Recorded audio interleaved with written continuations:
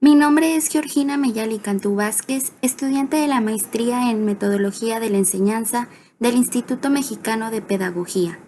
Hoy vengo a hablarles sobre la escolástica como tipo de formación intelectual de la materia de Teoría Pedagógica 2. En este tema abordaremos cómo la escolástica tenía como función reconciliar la religión y la ciencia. A su vez, el papel fundamental que las escuelas filosóficas del nominalismo y del realismo tenían en esta época. Es importante mencionar cómo la escolástica tomó en cuenta el pensamiento lógico formal que ayudó a reanimar el rígido pensamiento filosófico religioso. Se menciona cómo la escolástica llegó a tener una inmovilización y llegó a consistir solamente en un conjunto de razonamientos improductivos. Ante esto y varios problemas más, la presencia de las universidades medievales surgieron por iniciativa de determinados eruditos que gozaban del derecho de autonomía. Se descubrirá a su vez cómo poco a poco la Iglesia va ampliando su esfera de influencia en las universidades y las facultades de teología se convierten en las más importantes de todas. Y la eminente función de los artesanos y los comerciantes de luchar contra el monopolio de la Iglesia en la enseñanza, ya que no estaban satisfechos con las escuelas religiosas y ellos mismos fundaban sus propias escuelas. Gradualmente, estas escuelas se convirtieron en escuelas primarias urbanas sostenidas por la administración autónoma de las ciudades. En la época de la Edad Media, se produce una discontinuación en la actividad cultural del Occidente. Esto debido a que las condiciones en las que se presentaba la vida en la Europa bárbara eran muy difíciles y esto desfavoreció el desarrollo de la cultura. Pero es de considerarse que ni siquiera en los momentos más difíciles dejaron de existir centros de cultura, sobre todo en las regiones periféricas de Europa, y la existencia de escuelas a partir del siglo VIII eran muy notorias. Es aquí donde toma un papel importante Carlomagno, ya que gracias a su influencia empezó a reflorecer la cultura en el resto de Europa.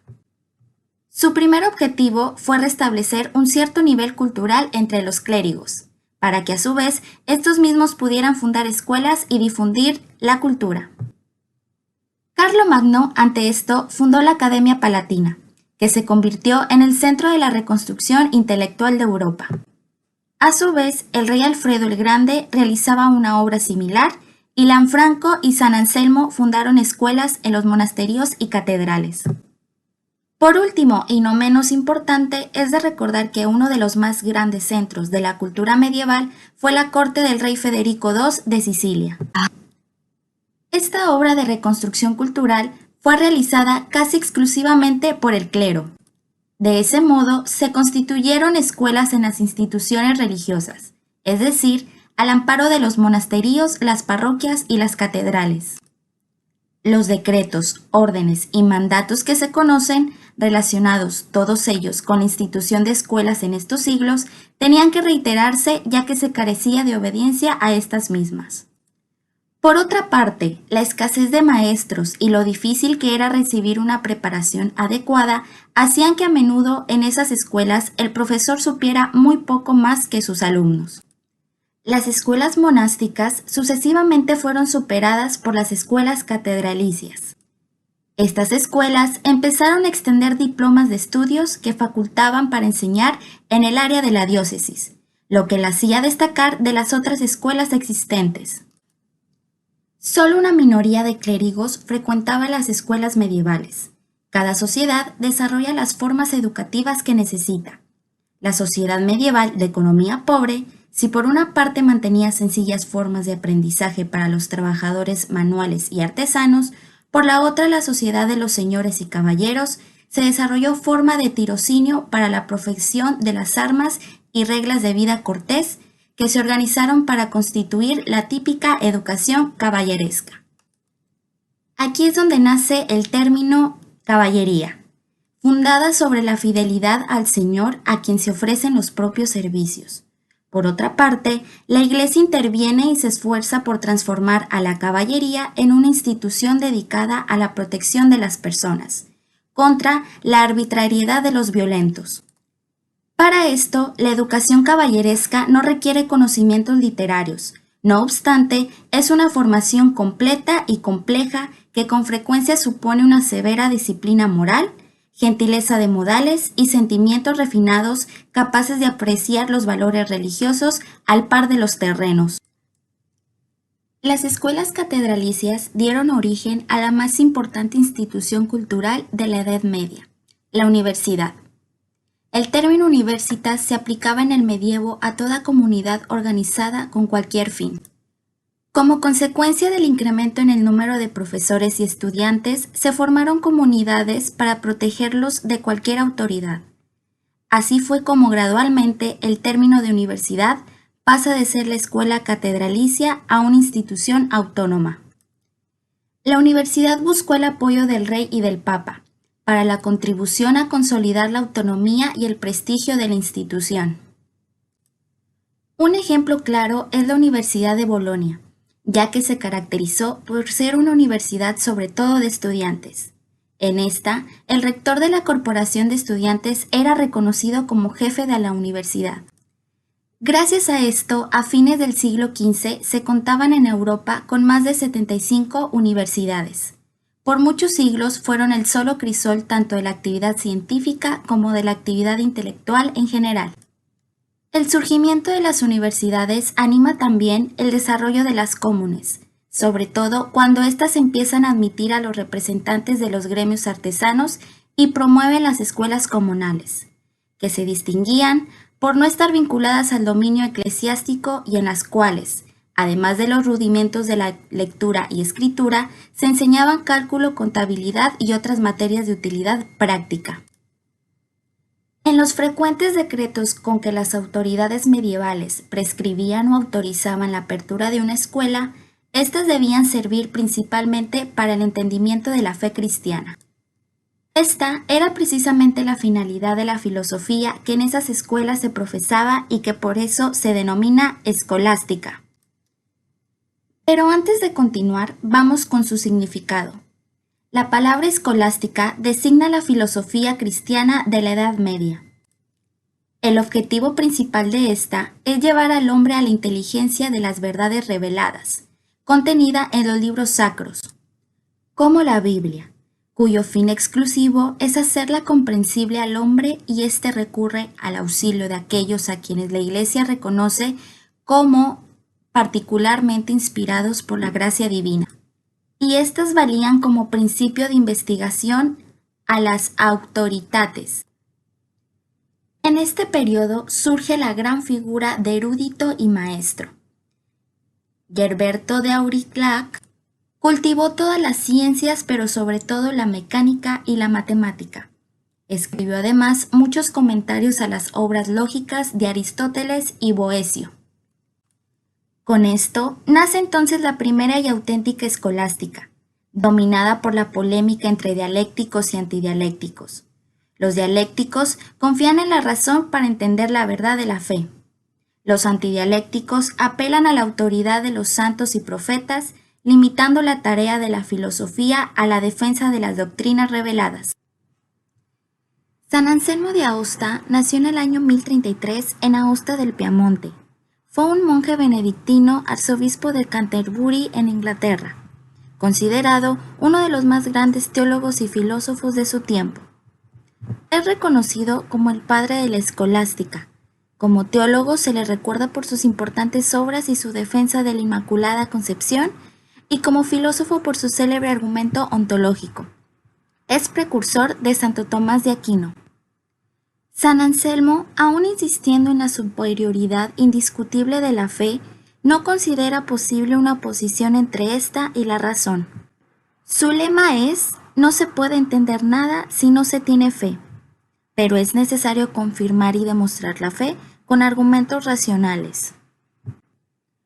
Por tanto, San Anselmo se esforzó por explicar racionalmente en sus obras los dogmas fundamentales del cristianismo, sosteniendo que tales dogmas, aun cuando no estuvieran sostenidos por la fe, serían de todas maneras verdades racionales inteligibles para el hombre.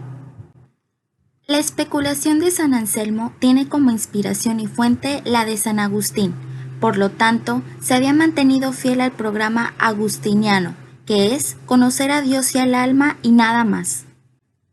Por consiguiente, no abordó deliberadamente cuestiones pedagógicas, pero en el periodo en que fue obispo expresó su desaprobación por los métodos de mortificación física y espiritual que se empleaban por entonces en las escuelas. A partir de la segunda mitad del siglo XI, la escolástica se enriquece con nuevos problemas. Su horizonte se ensancha y del dominio puramente teológico pasa con frecuencia cada vez mayor al de la teoría del conocimiento y la filosofía de la naturaleza. La tradición de la lógica aristotélica lleva ahora a plantear el valor de la lógica misma. En general, la escolástica se mantiene fiel al criterio de la filosofía griega. En esta aparece el nominalismo refiriéndose a aquella solución del problema que insiste en la individualidad de todo lo que es real y reduce los conceptos de género y especie a puros nombres. El más característico representante del nominalismo fue Roselino. Él afirmaba que los conceptos no son más que soplos de la voz. A su vez, defendió el realismo Guillermo de Champeaux. El concepto de especie corresponde así, según él, a una realidad única que no se multiplica con el multiplicarse de los individuos en los cuales subsiste. La solución de Abelardo al problema de los universales se basa en la función del concepto, que es significar las cosas. Acepta la definición de Aristóteles, que se basa en universal es aquello nacido para ser predicado de muchas cosas. Abelardo aplicó métodos racionalistas a muchas cuestiones teológicas, lo que le valió persecuciones y condenas. A partir de Abelardo, los escolásticos procedieron con el método de la cuestio, que consiste en enunciar los argumentos que se pueden aducir en pro y en contra de un problema para escoger al fin la solución y refutar las opiniones adversas. El mayor adversario del racionalismo de Abelardo fue Bernardo de Clairvaux. Para Bernardo, la indagación filosófica es inútil. Define las discusiones de los filósofos como locuacidad llena de viento. Bernardo es el iniciador de la mística medieval, o sea, de aquella tendencia del pensamiento medieval que tiende a aproximar al hombre a Dios, no ya mediante la especulación filosófica racional, sino mediante el ejercicio de los poderes conferidos directamente al hombre por la gracia divina. En este sentido se pronunciaron Hugo de San Víctor y su discípulo Ricardo, quienes delinearon los grados de la ascensión mística en el pensamiento, la meditación y la contemplación. Estos, a su vez, tuvieron un interés por la ciencia, la matemática y la física. Estas consideraciones sobre estas materias son muy importantes incluso porque son prácticamente únicas en la Edad Media. El interés por las cuestiones naturales se afirmó sobre todo en la escuela de Chartres, la que por consiguiente empieza a dedicar atención a las obras físicas de Aristóteles. Los escritos de Guillermo de Conches demuestran un interés prevaleciente por la filosofía de la naturaleza. En Gilberto de la Porrée predomina el interés por la lógica y la gnoseología. Aplica al problema de la Trinidad la distinción tomada de Aristóteles. Juan de Salisbury manifiesta una orientación empirista y una prudente reserva ante todas las cuestiones que no se pueden esclarecer recurriendo a la experiencia. Y Joaquín de Fiore se apoya en una interpretación de la Trinidad, puesto que también él insiste en la distinción y autonomía de las personas divinas. El pensamiento científico y filosófico de los árabes tiene el mismo carácter que el de la escolástica latina. La filosofía tiende a interpretar racionalmente la verdad revelada que para los árabes está contenida en el Corán. Y al igual que la escolástica latina, toma de la filosofía griega los instrumentos necesarios para esta interpretación. La ciencia árabe utiliza también los resultados de la ciencia antigua y siempre que le es posible los continúa y enriquece. La cultura árabe tuvo una época de extraordinario florecimiento durante la cual aportó contribuciones originales a la ciencia y a la filosofía. En Avicena se advierten ya algunos rasgos fundamentales de la especulación árabe, ante todo la afirmación de la necesidad del ser. El más célebre de los filósofos árabes es Averroes, quien dice que la doctrina de Aristóteles es la verdad misma y no pretende hacer más que exponerla y aclararla. En el mundo árabe, más tolerante que el cristiano, se desarrolló también un original y profundo pensamiento judío. La filosofía de Maimónides es un ingenioso intento por eliminar la necesidad introducida en la concepción del mundo por el aristotelismo árabe. Según él, la acción creadora de Dios no es necesaria, es decir, rigurosamente determinada, sino contingente y libre. Su doctrina es un intento por corregir el aristotelismo para adaptarlo a las exigencias religiosas. Ese intento sería ampliamente aprovechado con el mismo fin por los escolásticos latinos, que se acercaban a Aristóteles. En el siglo XIII marca el pleno florecimiento de la escolástica. Es la época de los grandes sistemas en que se componen o concilian por una parte las doctrinas tradicionales de la escolástica y por otra las doctrinas filosóficas y físicas de Aristóteles. Las obras físicas y filosóficas de Aristóteles, con los respectivos comentarios de los filósofos árabes y judíos, se traducen al latín. Los intérpretes árabes habían acentuado los aspectos del aristotelismo que lo hacían aparecer como opuesto a ciertas creencias fundamentales del cristianismo. Solo después de repetidos intentos de acercamiento al aristotelismo y de vivas reacciones contra él, se llega al equilibrio de la síntesis tomista, en la que el aristotelismo se concilia a la perfección con el sistema de los principios cristianos. Guillermo de Auvernia asume una actitud polémica contra el aristotelismo, si bien le acepta algunas tesis. Alejandro de Jales pretende exponer y reasumir la tradición escolástica entera para levantar con ella un dique contra las nuevas corrientes aristotélicas. Roberto Grossa Testa vuelve decididamente a la doctrina agustiniana del conocimiento como iluminación divina. Su filosofía de la naturaleza es también una doctrina de la luz. Como conclusión tenemos que en la época medieval había dos vertientes que fueron papel fundamental en la educación, la fe y la razón, y es precisamente el objetivo que tenía la escolástica, ya que solo se enfocaba a la religión y a la ciencia e intentó unir a estas. Pero debido a las innovaciones de los métodos de enseñanza y aprendizaje, se ha podido demostrar que la fe y la razón no pueden estar en el mismo vínculo. A pesar del intento que se hizo por esto, cada una defiende su argumento bajo su perspectiva. Y teoría.